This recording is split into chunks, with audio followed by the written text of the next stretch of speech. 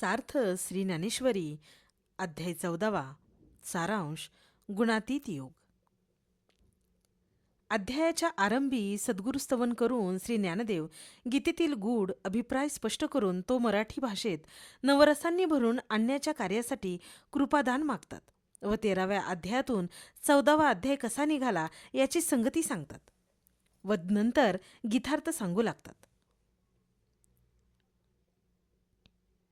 भगवान अर्जुनास म्हणाले, ज्ञान हे ज्याचे त्याचे पाशीच आहे, ते त्याचे स्वरूपच आहे. परंतु जीवाला भवसागरातील नाशिवंत विषयांची चटक लागली व तो जवळच्या ज्ञानाला विसरला. या मनाला अंतर्मुख करून सर्वोत्कृष्ट ज्ञानाकडे लावले तर जन्ममरणाच्या चक्रातून सुटून जीवात्मा माझ्या स्वरूपाला पावेल. जीवात्म्याने स्वतःचं स्वरूप स्थितीला विसरणे म्हणजेच अज्ञान. हे अज्ञान चित्तप्रकाशावर आवरण घालते व आवृत्त प्रकाशालाच क्षेत्रज्ञ म्हणतात. अज्ञानाशी क्षेत्र संबंध ठेवतो, त्यामुळे यथार्थ स्वरूपाला जाणू शकत नाही. मन, बुद्धी, अहंकार इत्यादी 8 विकारांच्या सहाय्याने त्रिगुणात्मक ब्रह्मांडाची उत्पत्ती होते. आपले जग हे त्यातीलच एक भाग आहे. या दृश्य विश्वात मीच ओतप्रोत भरून राहिलो आहे. यातील भूतांचे प्रकाशन मीच करतो.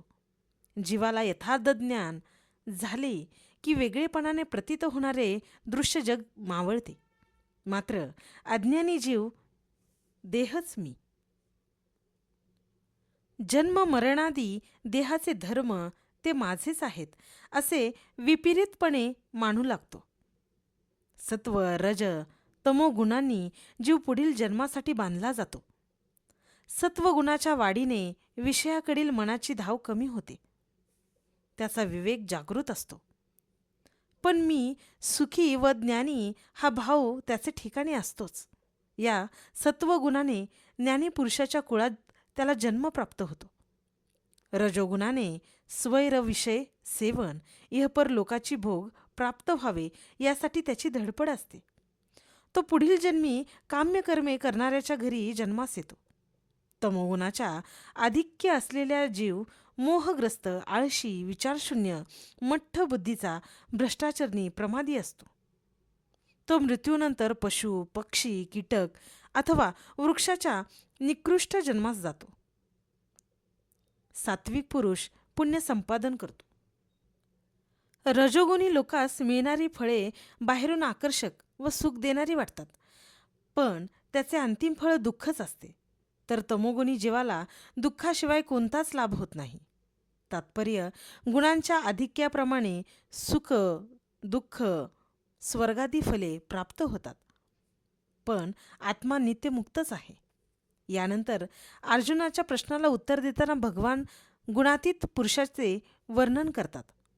गुणातीत पुरुषात तिन्ही गुण दिसले तरी या गुणाशी तो तादात्म्य करीत नाही. त्या गुणांचे त्याच्या चित्तावर परिणाम होत नाहीत. गुणातीत पुरुषाचे लक्षण म्हणजे देह तादात्म्याचा संपूर्ण अभाव. त्यामुळे सुख, दुःख, मान, अपमान, निंदा, स्तुती वगैरे द्वंद्वाची त्याला काहीच बाधा होत नाही. गुणातून मुक्त होण्याचा उपाय म्हणजे माझी अव्यभिचारी भक्ती करणे हा होय. चित्ताला कोणत्याही बंधनात न टाकता सर्वस्व माझ्या स्वरूपात नाहीसे करून टाकणे हीच माझी श्रेष्ठ व थोर भक्ती आहे. असा भक्त व मी वेगळा असतच नाही. या अनादि ऐक्याने दृष्टी उघडणे हेच भक्तांचे सार आहे. हीच अव्यभिचारी भक्ती आहे. संजय हा चित्तवेदक संवाद धृतराष्ट्राला सांगत होता. पण पुत्र स्नेहरूपी मोहरोगाने ग्रस्त झालेल्या धृतराष्ट्राचे मन लागले असल्याने त्याला भगवंताचे बोलणे व्यर्थ वाटत होते. संजयाला याचे दुःख वाटत होते, पण भगवंताचा उपदेश ऐकण्याची उर्मी मनात येत होत्या. संजयाच्या या स्थितीचे वर्णन करून श्री ज्ञानदेवांनी हा अध्याय संपविला आहे.